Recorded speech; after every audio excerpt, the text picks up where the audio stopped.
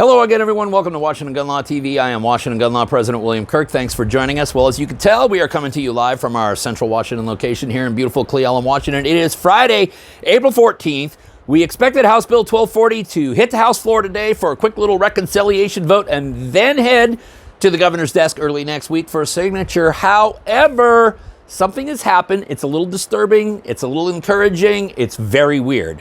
And I want to get you all up to speed on it because it's probably going to delay the activation of this law, and it has the potential to kill it, but I wouldn't get our hopes up too high. So today, let's spend a few very important minutes to talk about the unexpected delay in Washington's assault weapon ban that no one saw coming.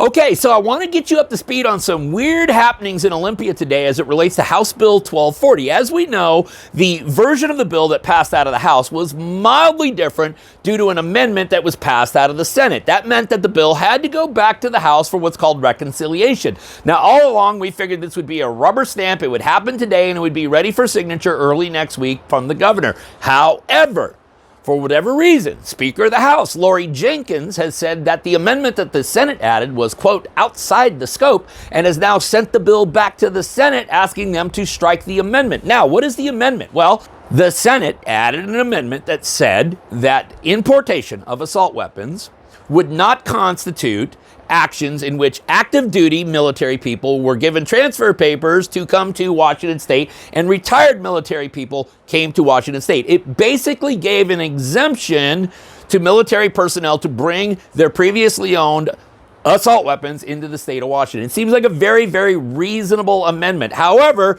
Speaker of the House, Lori Jenkins, says, no, that's a bad idea. Why should they get any special privileges? You know, they only put their lives on the line for our country. But hey, whatever. And that's, again, it begins to show you a little bit about the mindset of the liberal left down there in Olympia.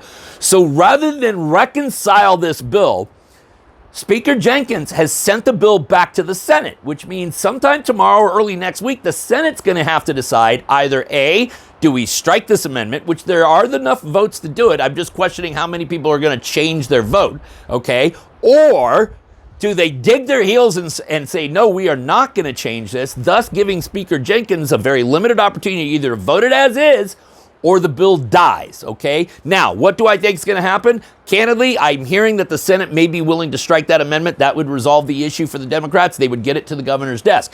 I'm hopeful that the Senate does the right thing and digs their heels in because, candidly, we should give special privileges to people who have served our country. That being said, what it also means is that our prediction, and we had predicted all along that there'd be a big signing party somewhere around Monday, April 16th, Tuesday, April 17th. That now has probably been delayed by a few days, maybe as long as a week. So if this bill comes to fruition, if it's signed, if it actually passed and we get it to the governor's desk, we're probably looking late next week or early the week after for those of you who may be planning or deciding to stock up. Listen, as soon as we learn more, we will do another video, get you up to speed on it, okay? In the meantime, if you guys got any questions about this or anything else related to what's left of our Second Amendment rights, you guys should know how to contact Washington Gun Law by now. But if you don't, that information is right there in the description box. In the meantime, I want all of you to remember that part of being the lawful and responsible gun owner, like we talk about all the time here, is to know what the law is in every situation, how it applies to you in any instance that you may find yourself.